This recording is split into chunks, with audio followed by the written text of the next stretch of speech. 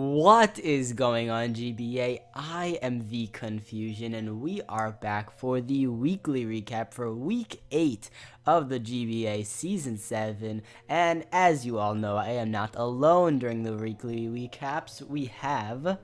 Hello, one and all. Spastic One here, as per the usual. So let's get right into Week 8, because here we are, Week 8, a lot of great matches to talk about. Lots of interesting matches too.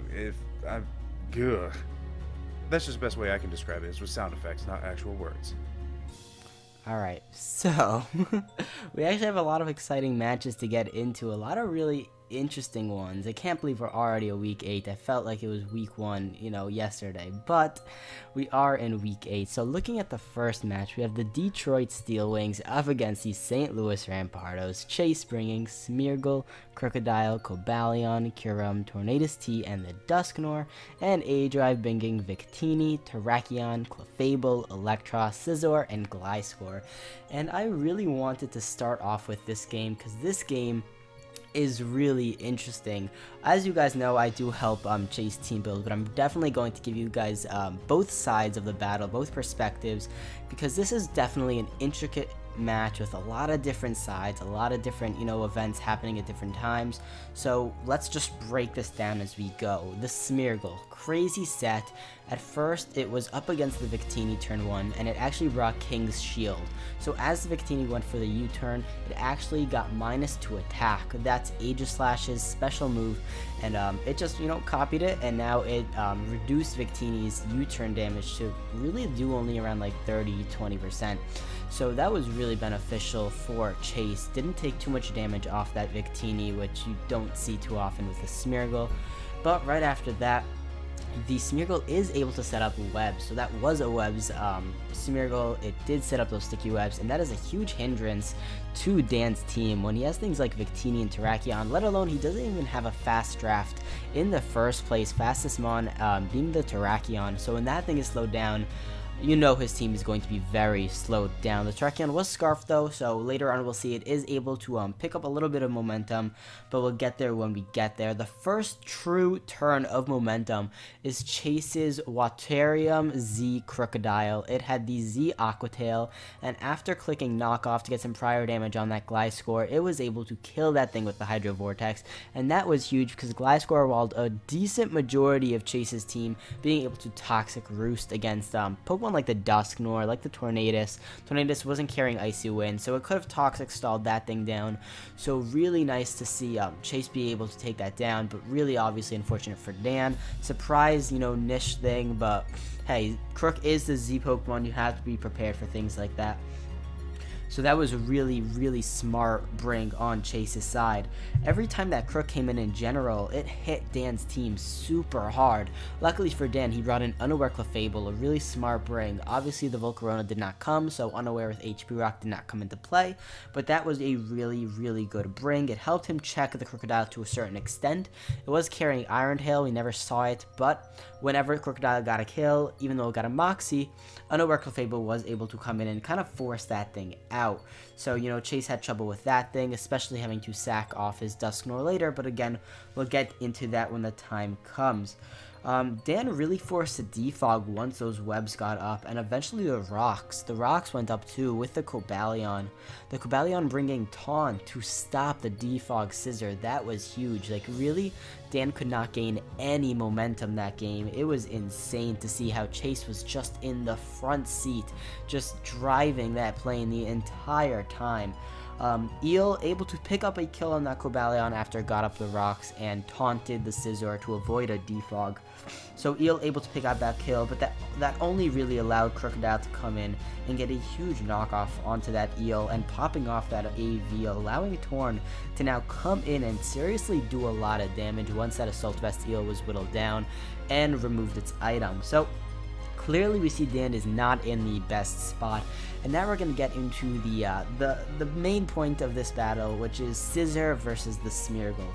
So what Chase does is he doubles from his Crocodile to the Smeargle on the defog. Scizor goes for the defog, removes the rocks, removes the webs, and Dan, is really just forced to defog that turn. He didn't have much of a choice. He couldn't click U-turn predicting the Smeargle, even though it was an obvious play.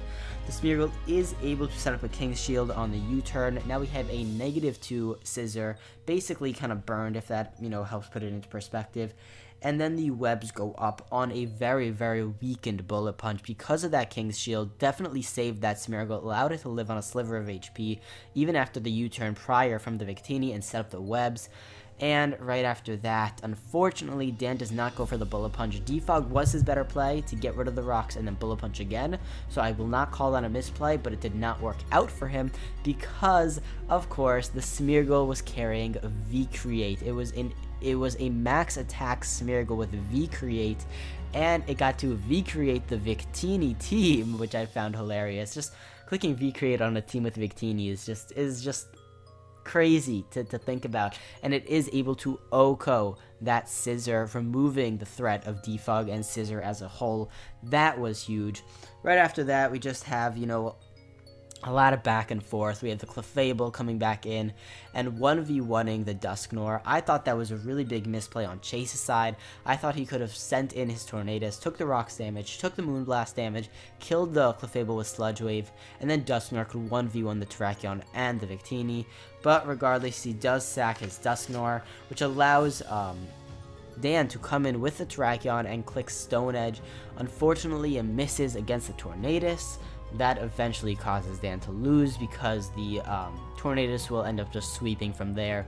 So, unfortunately, that happened. I know, if Dan landed the Stone Edge, he could have killed the Tornadus, switched into Victini and sacked it, and then came back in and clicked Close Combat twice, yes.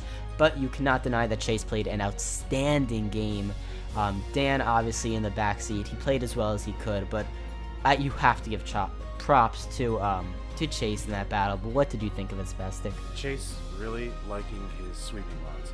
But the big thing about picking your Z captain, like the coaches had to pick their Z captain at the beginning of the season, and Crocodile being Chase's Z captain may have confused the people. It confused me at first, I'll admit. But normally when you would see it with a Z crystal, you'd think, okay, it's going to bring Groundium or Darkium Z to get a max effect, off of an Earthquake or a Crunch or a knockoff or what have you. But Chase playing really well with the team building, knowing that he needed to bring the coverage, so he brought a surprise Z crystal. Now we saw it last week when we saw Callum bringing Flyinium Z on Tyranitar. So we've seen it a couple times, but it's really nice to see the coaches playing with their Z captains, bringing the unexpected, the unorthodox Z crystals, especially Aquatail on a Crocodile. Very good play, very good team builder on both their parts. I was happy to see Cobalion versus Terrakion, yay. But yeah, Chase playing very offensively. Dan put on the defensive, put up a great defensive fight as well as he could. Chase just out-muscled him, and yes, the Stone Edge miss hurt a lot. There were a couple of key misses that could really turn the tide for several of the coaches in this week's matches alone. Particularly, not this match. The next match we're going to talk about is the San Francisco Giants versus the Florida Gators. Geo bringing Tapu Fini, Arcanine, Conkeldurr, Gengar, Bronzong, and Ditto. Gator bringing Mamoswine, Whimsicott, Pyukumuku, Galvantula, Heatran, and Hawlucha. First of all, Gator, Steve Harvey, that was funny. Second off, Remix, leading into the Heatran. Remix lead, great choice by Geo, allows him to scout out what the first mon is going to be. Leading off in Heatran, Ditto is Scarf, Heatran is Specs. Both coaches expecting the other to switch out, so they go for plays. Geo clicking Flash Cannon, Gator clicking Eruption, but both of them stay in for 2 turns. And the Heatran takes 2 Flash Cannons to the face. Doesn't do a whole lot of damage, but it does whittle it off. Ditto absorbing 2 Eruptions with Flash Fire, before both coaches finally switch out. And early on, we see Mamoswine versus Gengar. Normally a scary play, even with Gengar losing Levitate. Yeah, you would expect an Earthquake, but yeah. So Gengar hits Mamoswine with an Energy Ball. Full Force lives on 1 HP, and that's without a sash. Mamoswine goes for the knockoff, takes out the Gengar, but then dies to recoil damage. So it was a good early trade, both coaches losing big offensive threats on their teams from the very beginning. Now further on we see Geo setting up webs. Geo seeing the webs on Galvantula when he sent out Remix, knowing that he really needed to get his Arcanine out there and do some damage, get his offensive mons before they could get slowed down. So again, Remix scouting really helping Geo. Geo knows how to use Remix. It's great to see him having it again. I've said it before, I'll say it again. So Arcanine comes out. A banded Arcanine was a pretty big threat to Gator's team, as we see later on, but we'll get to that in a minute. Whimsicott just subseeding on the Bronzong and the Arcanine, basically just sitting in front of it, in front of both of them, keeping them annoyed, keeping its own health up, sapping away at their health, whittling them down, Gator knowing that he needs to wear out Geo's offenses so he can set the way for Hawlucha to come in. Now, Heatran and Bronzong, sort of a trade, given that Remix wears down Heatran a bit more. Then Bronzong takes it out with an Earthquake when it's already at low health, but it doesn't take a Choice Specs Flash Cannon really well. It gets worn down easily itself, and then Bronzong goes down. They switch out to Pyukumuku versus Arcanine. Gator knows Pyukumuku's going to die, so Arcanine gets the E-Speed. Pyukumuku gets the innards out damage against it. But then the rest of the game just turns into Arcanine switching in and out and preparing for banded E-Speeds. Now, yeah, there's really not much else to say other than Intimidate on the Hawlucha at the end really came in handy, as it prevented Hawlucha from dealing as much damage as it could and it actually not being able to kill Arcanine, and Arcanine managing to get plenty of hits with E-Speed, a banded E-Speed, taking it out, finishing off the rest of Gator's team. Geo really on top of his prediction game, Gator on top of his preparation game, both coaches playing really well, but ultimately Geo playing a little bit more offensively, and Remix doing great scouting work. Arcanine coming in with a banded E-Speed. Yeah. What about you? What do you say? Yeah, I agree with everything you said. I just really only wanted to highlight that end point with the way Geo specifically handled that end game. Just something I wanted to mention. The way he played around that Hawlucha with the Sky Attack, I thought was really impressive. He played to his best ability, of course. If the Hawlucha was carrying the Sword Stance and went for it, that would have been a different story. But, Geo played to the best of his ability, and clearly it worked out for him. He made a very strong prediction, and for once in his GBA matches, it worked out very nicely for him. So moving on into the next game, we have the San Diego Chimchargers up against the Pittsburgh Piratas. MV bringing Cresselia, Landorus T, Alolan Muck, Virizion, Empoleon, and the Dragonite, and Tup bringing his Tapu Koko, the Tangrowth, Staraptor, Hydreigon, Steelix, and the Blissey. And right off the bat, when I was looking at Tup's team, he did not bring the Slowking. And obviously, Slowking and the Tangrowth don't always have to come together. They have a common weakness in Bug, and that can always be nerve-wracking. But I just feel like Regenerator cores just work too well together to not bring, both of them. If you bring one, yes, they're standalone Pokemon, they can do great. I just feel like Tup does not have, the team that allows him to use one Regenerator Mon without the other. He doesn't have the reliable recovery to do that with things like the Steelix, the Tapu Koko. They get worn down very easily. His Blissey was not carrying Natural Cure, so he got Toxic. I think Tup's problem, before I get into this game, is just the way he team builds. He has a lot of issues with the way he team builds, and we'll get into that as I explain what kind of issues I had with him. But immediately, we'll talk about how MV brought a very similar team to last week, but still a really effective one. He brought a Swords Dance Virizion, and that by itself removed the Tangrowth. Tup switching into the Tangrowth on the Swords Dance. I believe he predicted a second Swords Dance once it Swords Danced the first time, but the second time it got a Swords Dance up, the first time I'm saying it got a Swords Dance up, it just clicked close combat, and as the Tangrowth switched in, it just 2-hit KO'd that thing.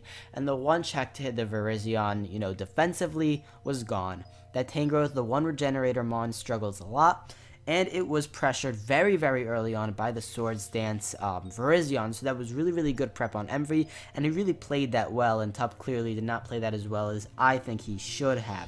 But regardless that would happen, the Tangrowth went down relatively quickly. The Steelix, I want to talk about the Steelix. That I have to give a little bit of, props to Tup. That was the one set I will say that was pretty good looking. I think it worked well in the matchup, but in general, Steelix is not a very powerful Mon. Obviously, Ice Fang does hit Emvee's team. Half of the Mon are weak to it. Lando, T, the Virizion, and the Dragonite. 2 of those Mons being 4 times weak to it. But because one of those Mons has Intimidate, the other one has a Multiscale, and the other one being relatively bulky in general, I just think that the Steelix was a little bit underwhelming. It was carrying Roar, so it prevented the Cresselia from setting up. Really good prep on Tup's part, bringing that Roar on the Steelix. Kind of essential when you're going up against a Cresselia team. That's kind of what I was saying last week. How I know Cresselia is good. A lot of you were like bashing on me, being like, well, Cresselia is good. I know Spastic, you agree that Cresselia is still a really good Mon. I guess I just have this idea that it's just so over-prepped for that in such an advanced league, it's very hard to use it efficiently anymore. But of course, it can still serve as a really good Mon. But Tup did bring Roar, so Cresselia really could not do much that game at all. Like I said, the Ice Fang was able to do a little bit towards the end. Hydreigon, a huge threat towards Emvee's team, goes down relatively quickly for Tup, and as upset I was to see that Hydreigon go down so early, I kind of understood it. Tup was predicting a Swords Dance on the Virizion. He did not want to allow that thing to set up again, and the switch was pretty obvious, so he stayed in on that thing. Also, Dragonite outsped it, so really Hydreigon's matchup was not all too great. I understood why he stayed in. I'm not questioning that play. I just think it was really unfortunate to see that thing go down relatively early in the game. Regardless of that, we do have a little bit more back and forth, between the Steelix, between the Alolan Muck, between the Tapu Koko. Tup failing to keep those rocks up. Emvee playing with the Empoleon, setting up rocks, defogging, setting up rocks, defogging. But later on in the match, Tup did have a second opportunity to set up the rocks with that Blissey. And I do want to talk a little bit about that Blissey. One, it should have set up those Stealth Rocks a second time around when it had the opportunity to break the Multiscale on that Dragonite, because Dragonite really had a field day.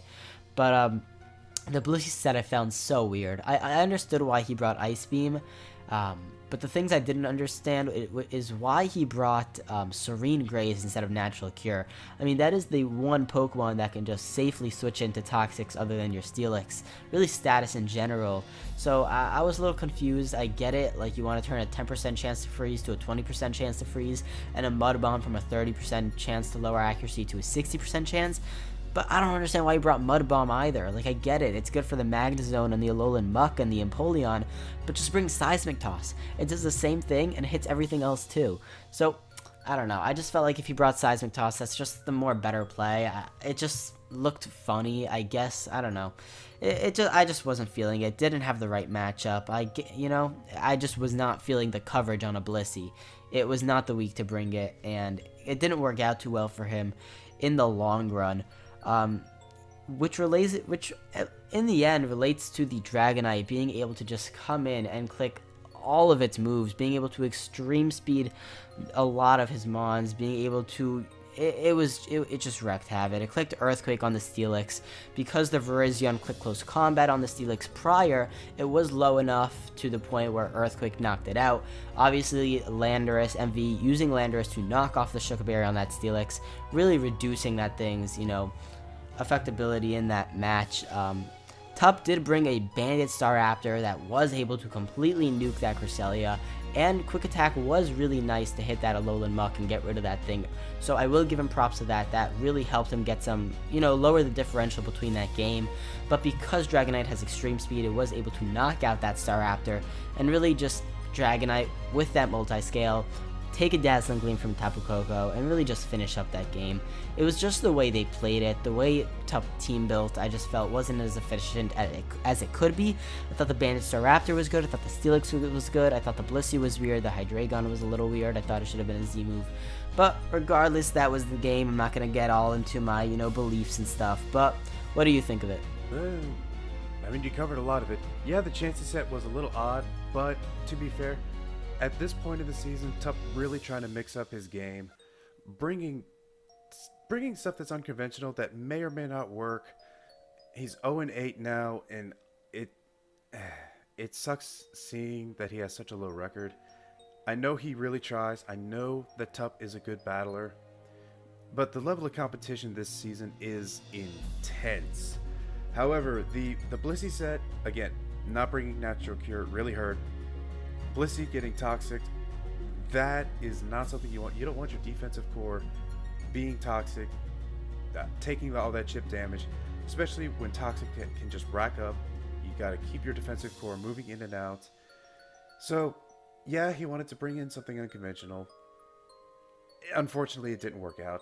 The Steelix did work out for him. The Staraptor worked out. So, the few parts that you say that he got right, he really nailed, and so I give props to Tup no matter what. Envy, of course, just proving that he is a very skilled battler, very skilled in his prep, and just doing a fantastic job all the way around. And the next game we're going to talk about is the Milwaukee Sawsbucks versus the Philadelphia Scissors. The Sawsbucks, not sure who's coaching at this point, Battle Rex is all gone.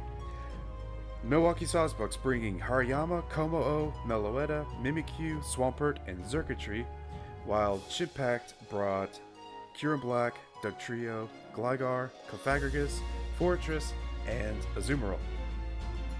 So right off the bat, Toxic Spikes set up on the Sawsbucks side of the field. That is going to cost them dearly. Hariyama, however, picking up Mummy from Cofagrigus after it hits knockoff. It lost its guts, but it picked up knockoff. Picked up Mummy. Wow. It's late. I'm tired. I'm sorry.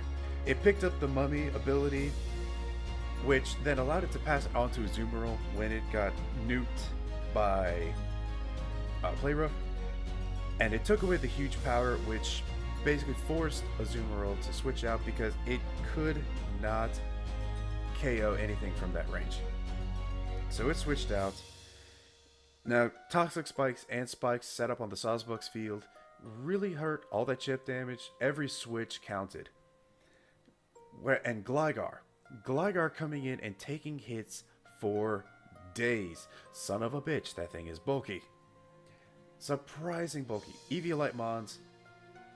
Yeah. So, Mimikyu getting the Will-O-Wisp on Dugtrio after Trick Room was set up. Didn't have a huge effect, but basically forced Chimpact to sacrifice the Dugtrio to the Mimikyu and take it down. So, good play on the Sawsbucks part.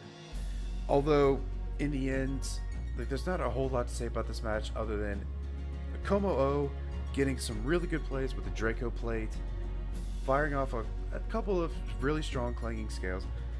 But ultimately, Kyurem Black comes in and just Scarf Kyurem B comes in, finishes the job, Dragon Claws. Now, I do want to mention that Chimpact bringing HP Fire on half of his team for the Kartana, even though the Sawsbucks did not bring it. It goes to show how intimidating just the presence of a Mon on somebody's team can be. Kartana was a huge threat for Chimpact's team, and he recognized this. So even if the Sawsbucks didn't bring it, he still had preparation for it. He still had coverage for it.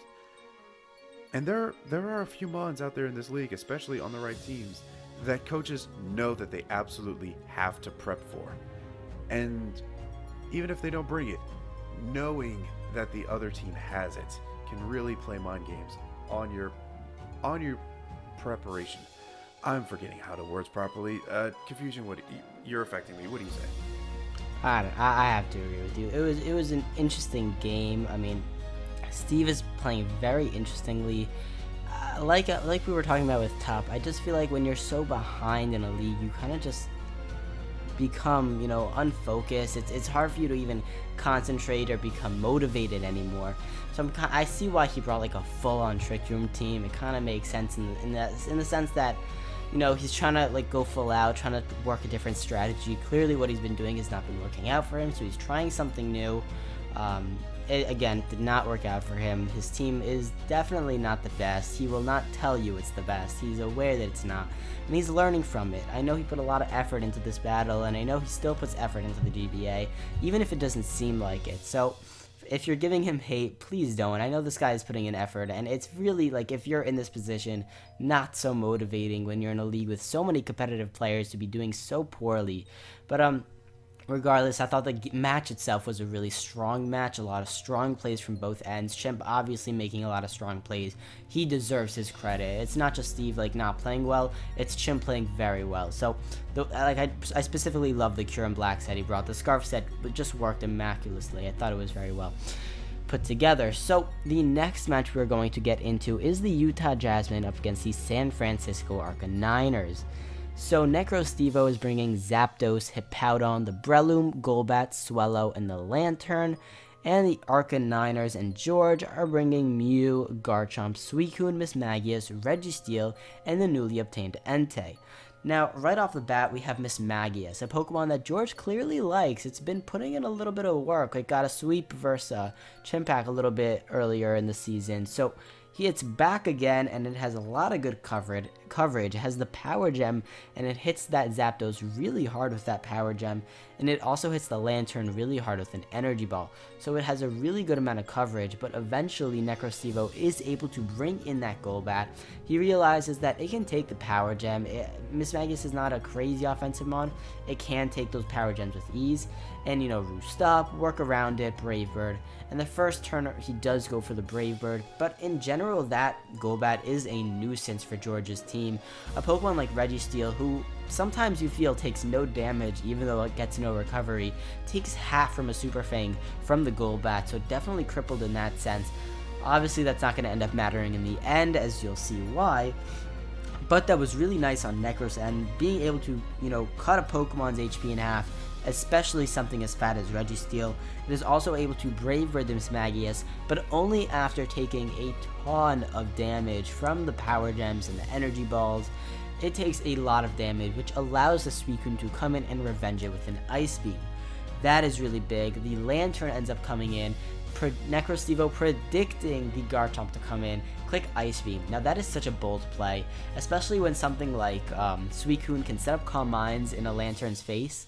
Yes, it gets Thunderbolt, but I mean, it can set up Calm Minds, click Rest, like, it can easily Crocoon on a Lantern. It is not a powerful Pokemon at all, so being able to be bold enough to click Ice Beam on a Suicune in the predicted Garchomp was really strong play, removing that Garchomp entirely, and that I just thought that was a really strong play on his end. Even though it could work, it could have like not worked out for his benefit. In this case, it did work out for his benefit, but the big turning event was George bringing in his Mew, and from there, a Calm Mind Taunt Mew really just stopped Necro's team. Like, his team was so specially offensive that he couldn't really do much after a couple Calm Minds. The Zapdos couldn't do much. He brought a special Swellow, which couldn't do much. The Breloom just got OHKO'd by a Psyshock. I mean, the Lantern obviously specially offensive. The Hippowdon was the one thing that was physically offensive, but because of Taunt on the Mew, it was not able to click Toxic. I thought in the beginning, like, oh, if you just brought a Roar Hippowdon, it would have worked, but no, Taunt works against that. So the Mew was just, perfectly constructed to work in this matchup. So I give full props to George. He played really well with the Mew as I kind of like slowed down the game to kind of see where he kind of played, which moves he made, and he made some pretty good predictions as he was playing around the calm mines and the taunts, as well as Necro Stevo clicking Earthquake, even though he expected a taunt. So I think Necro did as much as he could to prevent that thing from sweeping, but the Mew was just so powerful that it just ended up sweeping.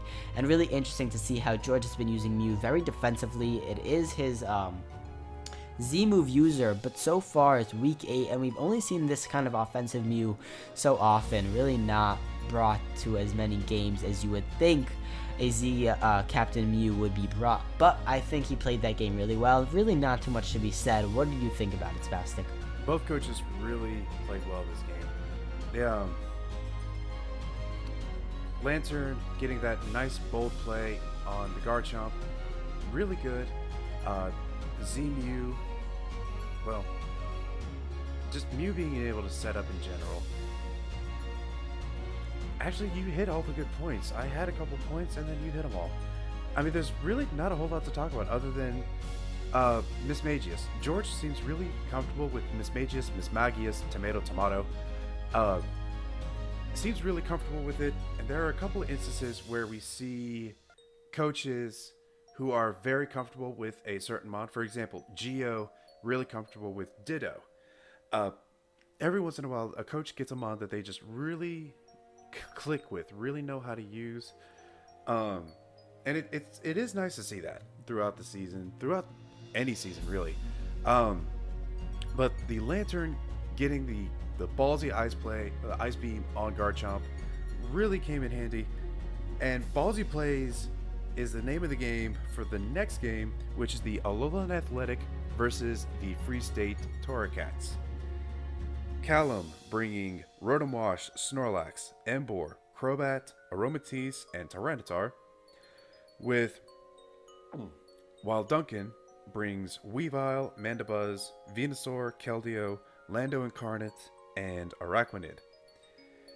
Now, for starters, Callum not bringing Sandrush, Excadrill, and Sandstream on T-Tar because he knows that Duncan has Lando on the team, and since it can't run Sheer Force, it runs Sand Force, so he knows it's going to benefit from it, so he chooses not to bring it for a second week in a row. The second week in a row. Which, again, just the presence of a Mon on your opponent's team really changes up your whole game plan. So, early pressure, full pun intended, with Weavile and Crobat. Great start off, although immediately switches out. Duncan immediately switches out the Weavile.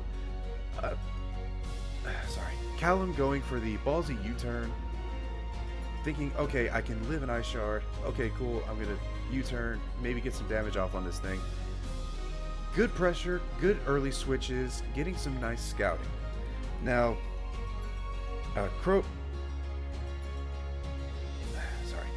knowing that he might have Mirror Coat on the Araquanid, going for the early switches, scouting out his opponent's moves, great move on Callum's part. Then there's a lot of back and forth between the Crobat and the Venusaur, switching out back and forth, coming in on each other, knowing that they're each other's counters, which is a little strange to hear a Venusaur counter a Crobat. But one of the big plays, this is where the ballsy comes in, when Callum stays in against a Lando. Emboar goes for the Flare Blitz, taking out a huge chunk of damage on the Landers. When Lando goes for rocks instead of Earthquake Smackdown, Flare Blitz does a lot of damage, which ultimately doesn't do too much in the end, unfortunately, but still, really, really ballsy play. Fantastic play, but Weavile going for the pursuit on the Crobat the next time they face off, knowing that he's not going to switch in. Now, Callum does go for the hard switch instead of U-turning, which probably hurt a lot. Actually, forget probably. It hurt a lot. Instead of going for the U-turn, he hard switched, which allowed Weavile to pursuit, trap it, and get a lot of damage off. And the second time that Callum goes for the ballsy play with the Embor, expecting Duncan to switch into Keldeo, goes for the wild charge. Unfortunately, Duncan switches in the Lando, negates the wild charge. So ballsy play number 2, and the Crobat getting a huge chunk of damage taken off, basically bringing it within death range of Stealth Rocks. Both of those really ended up hurting Callum in the long run. If he had, Callum even said himself, if he had just gone with the safe play, just click the Flare Blitz, it would have been a very different game. Lando would have gone down. He could have kept up the pressure with Embor. Hindsight is 2020, you know. But Duncan managing to whittle down Callum's defensive core, allowing Venusaur to come in and just Giga Drain and Sludge Bomb to protect at the end, to win in the end. A Seed Protect Venusaur without Sun support. Wouldn't have expected it to do this much, but it really came in handy, and it really did a lot of work against Callum's team, taking out the rest of his team at the end, taking out Aromatisse, taking out Tyranitar, finishing up the game nicely. I mean, hey, Venusaur without Sun support is still pretty dangerous. What do you say? I agree with the way you interpreted that match. It was a very interesting match to see from both perspectives. I have to say, though, I've been noticing the way both of these players have been playing. The way Duncan has been playing, he's definitely getting used to his team, starting off 1-4, and then slowly just catching up on wins, being 4-4 right now, I believe. Doing really well, definitely catching up into the playoff race. I feel like he definitely got used to his team after a couple transactions and some more experience with team building. He's definitely a little more used to it, especially having the balls to bring Venusaur without the Sun. I thought that was like, I don't know how you can pull that off, but he clearly Ballsy. did. So yeah, definitely ballsy. So I was impressed to see the way he used that. On the other hand, Callum is interesting to me because in the beginning, a lot of people didn't know how exactly he was going to use his team. It was very like complex team, had a lot of bulk, had a lot of offense, you know. Things like Crobat can be run very offensively or very defensively. A lot of his mons can be run defensively or offensively. Curse lacks, or Assault Vest lacks. Like, there's a lot of different ways he could run a lot of his mons. But as he progresses through the season, he's been kind of running the same old things. And I feel like that's really hindering him when it comes to the battle. Because he's not switching things up and bringing things that might actually work better. I've seen, you know, Curse lacks have a lot of good matchups and he hasn't brought it. So I've really been wanting to see him like use a couple more mons. Like, I know he's brought it a couple times, but he really needs to find the right sets at the right time and not kind of just stick with what he's comfortable with. Kind of go outside of that comfort zone, because growth lies outside of your comfort zone. And if he wants to grow and progress in this league, he's gonna have to change things up. So that's my advice to him. I do know he's a good competitor. He played really well in the beginning of the season, and I want to see him catch up. But the next game we are going to jump into is the San Jose Sharpedos up against the Tampa Bay Luxrays. Tom bringing Celesteela, Thundurus Therian, Nidoqueen, Vaporeon, Porygon 2, and the Hitmonlee, and Monotui brought Jirachi. That's it. And you know when I say that one Pokemon was brought, when I make that joke, you know that means that something swept, and of course it is that Jirachi, but otherwise he brought the Zygarde, Buzzwole, Greninja, Miltank, and Bisharp, which will all be pretty irrelevant, because right off the bat we have the Zygarde 50% up against the Nidoqueen. And because that Zygarde has a Yachi Berry, Mono is not worried about taking a Sheer Force Life Orb Ice Beam, even though it wasn't Sheer Force Life Orb. I'm pretty sure it was just Sheer Force. He was not worried about it. He clicked 1,000 Arrows. And Tom went into the relatively safe switch in Vaporeon. And, you know, you think all is fine as well. Mono switches into that dreadful Jirachi. And Tom is put in an interesting situation. He ends up going for the Protect. And I want to bring up something funny. Last season, Tom lost to MV by clicking Protect on his Sylveon as a Gorbis went for a Shell Smash, and Baton passed it. And in this situation is not very different. His Vaporeon clicks that dreadful Protect, and the Jirachi sets up its first Calm Mind. After that, it is able to set up substitutes, Calm Minds even more, and you know, Tom just falls to it. He sets up a Wish as Jirachi sets up another Calm Mind. He really just should have hard switched into the Celesteela. I was very confused as to why he was staying in with Pokemon like Vaporeon, especially without it carrying the Roar. It was carrying an interesting Ice Beam, Wish, Protect, Heal Bell set. It did not have Roar, so I don't know why he stayed in with that thing, but he did, even though he saw that thing set up a Calm Mind. He even set in his Porygon too to take some hits, but that thing couldn't even break the sub with Hidden Power Ground, so he really just allowed that Jirachi to set up. A very funny game to watch is that Jirachi just set up, it had Thunderbolt and Psychic, and that was able to just clean up 6-0 Tom. And I think that's like the second 6-0, which is crazy. It's not, you know, the first, but it's definitely not like the billionth. So very cool to see Mono. Like I said, I knew he was going to catch up. And after 2 losses, we do see him take a 6-0 right back in it. He is not gone, guys. He is still Mono Tui, the killer of, you know, teams in the GBA. So what do you think of this very quick Jirachi sweep? You've said everything.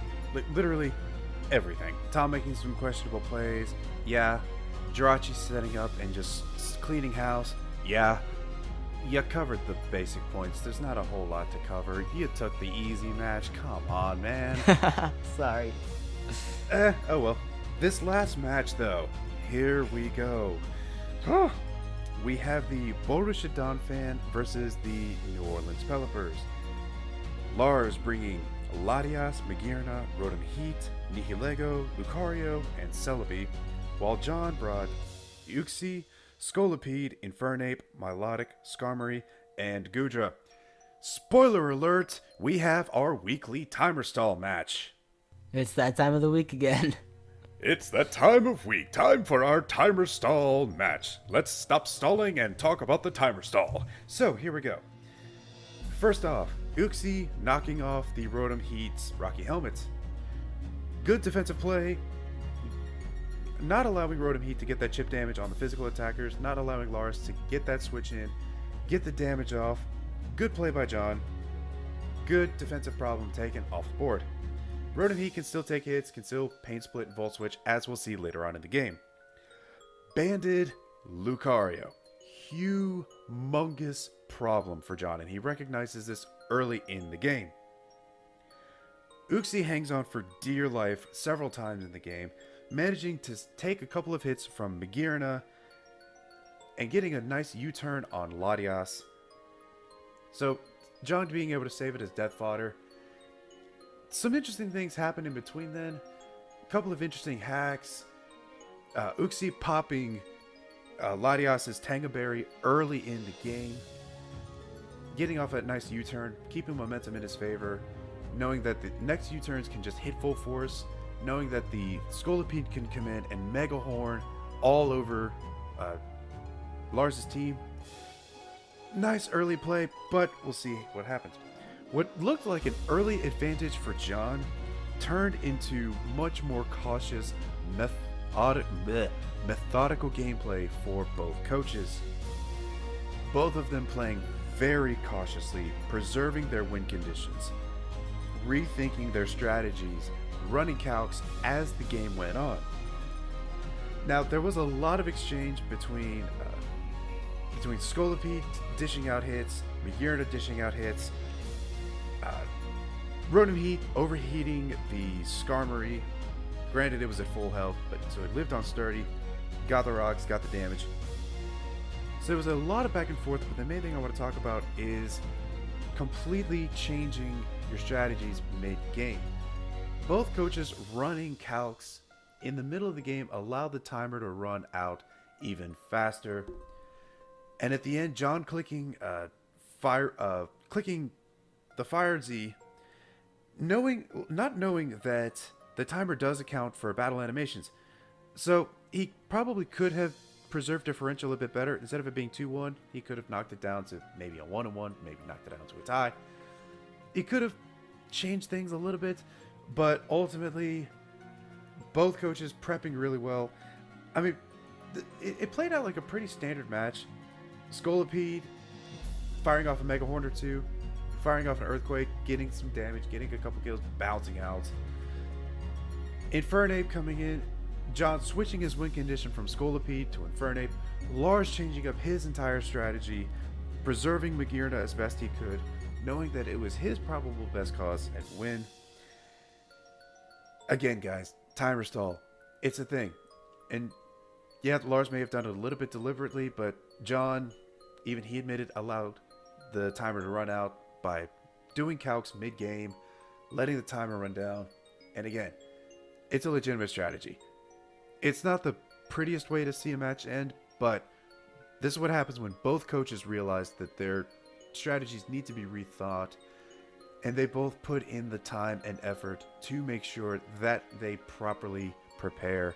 Again, both coaches really thinking on their toes.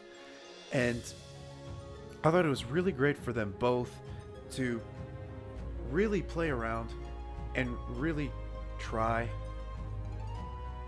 What about you? I thought it was great. I don't know about you. Yeah, I thought it was a really good match. I mean, a 2-1 is a crazy close game. That's like losing 1-0. And going down to the timer is absolutely insane. Of course, we're used to it at this point. If you guys have been here for a while, you're used to the timeouts by now. But but yeah, I mean, again, you guys have heard me say this before. I will say it again. This is what I like to call a classic battle, where it's just a lot of damage output back and forth. And that's exactly what happens. Nothing too crazy. A lot of cool sets. A lot of crazy things did happen in terms of hacks and stuff, but what I like to call a very classic match. A lot of just straight out brawl between these two.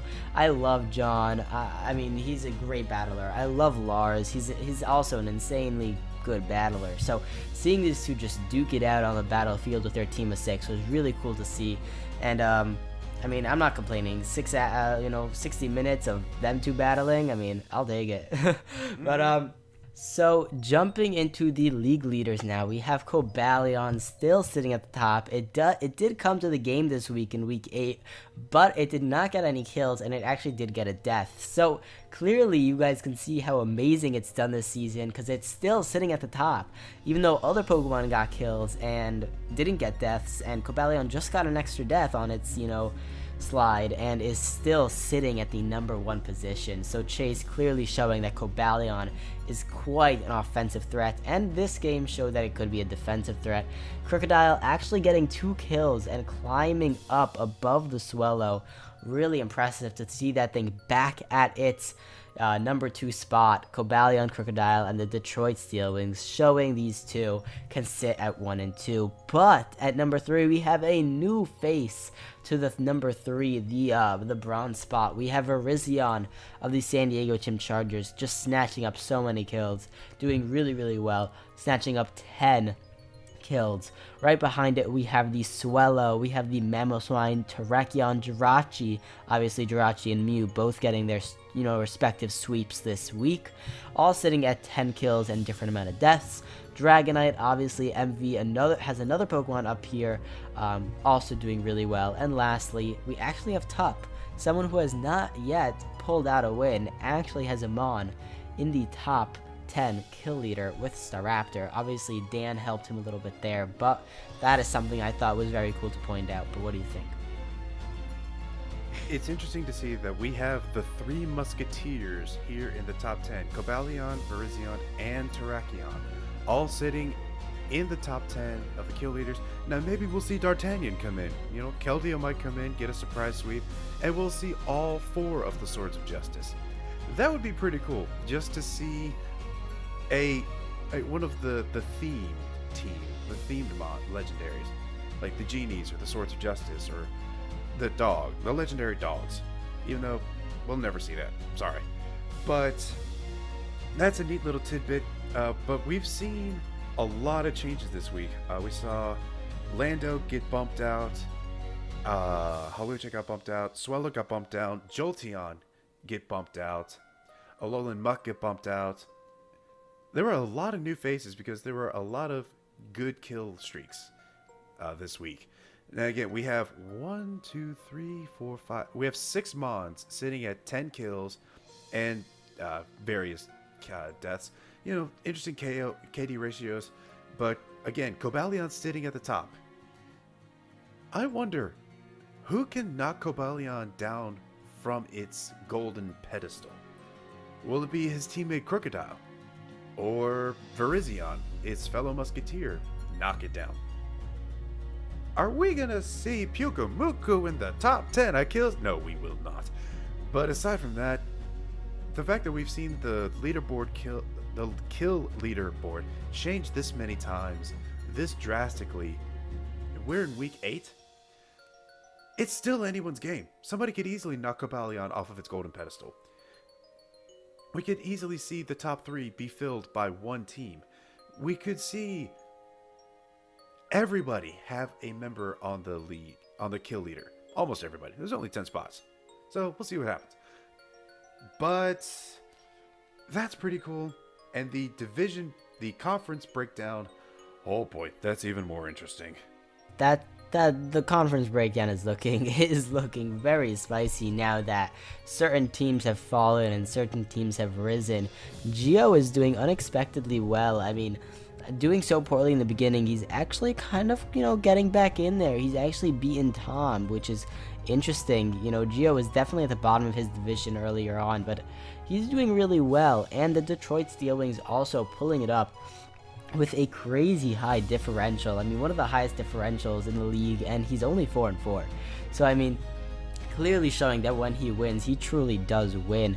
Looking at the Akala division, the San Diego Team Chargers are 7-1 with a plus 19 differential at the top of GBA Season 7 at the moment, really pulling it strong with his team. He has a very strong rain team. Something very D+ rated in the beginning is clearly not so D+ rated right now. The Milwaukee Saucebucks, unfortunately, sitting at the bottom of their division. Pittsburgh Piratas as well.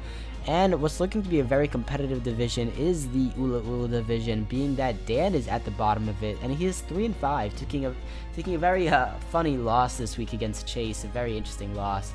At the bottom at the moment, Philadelphia Scissors close behind Envy's and Monatui's tail at 6-2 with a plus 14 differential.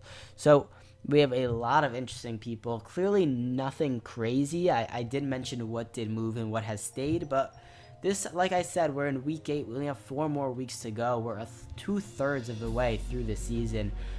Very close to wrapping it up within these next month and a half. So very interested to see what's going to happen. Well, what do you think of it, Spastic? I do want to make a note about the Melee division. Chase is the only one with a positive differential at 4-4. He has plus 12. Necrostivo is above him at 5-3 with a -3 differential. That is interesting. And then you look at the Pony division. All 3 out of 4 coaches have a positive differential. Even Lars is sitting at a +1, while Tup is sitting at -23. Ouch. But the rest of the league is looking really close. I mean, again, Envy sitting at a lofty 7-1 with that plus 19. But I mean, you got Chimp and Mono coming right behind him, like you said, and even Chase. Chase could get another surprise sweep or 2 and come right up on Envy's tail. As far as differential goes, anyway, as far as like wins and losses, I mean, we are in week 8, so we're seeing a much better picture of what it's going to look like. But I mean, we've been surprised before. I'm excited to see what happens. Oh yeah, it's week 8, but the hype train is still going strong. So let's see what we can do with the rest of the season. I hope you guys are still just as excited as we are. Still a lot of great matches to be played, lots of great sets to see. I'm hyped. The hype is always real. Yeah, and it's always these last couple matches towards the end that really determine a couple playoff spots, which is always so exciting to watch and see who will actually clinch them, because it requires some people to lose and some people to win for certain scenarios, different differentials. It all becomes very exciting towards the end, and we are closely engaging upon that, so that is going to be very exciting. But that is going to wrap up the weekly recap for week 8 of season 7 of the GBA, and of course we will catch you guys next week. Actually, I'm pretty sure I'm just gonna make this disclaimer just in case, but I might not be in the next weekly recap just because I am so incredibly pressed for time. It's a religious holiday, and it's going to be incredibly hard to make it inside the next weekly recap, but of course I'm going to try for you guys. But other than that, that has been the weekly recap. We will catch you guys next week for week 9 of the GBA Season 7 weekly recap. Later. Aloha, everybody.